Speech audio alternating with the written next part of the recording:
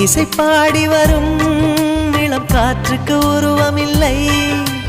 காற்றலை இல்லை என்றால் ஒரு பாட்டொலி கேட்பதில்லை. ஒரு கானம் வருகையில் உள்ளம் கொள்ளை போகுதே. ஆனால் காற்றின் முகவரி கண்கள் அறிவதில்லையே. இந்த வாழ்க்கையே ஒரு தேடல் தான், அதை தேடி தேடி தேடும் மனது தொலைகிறதே.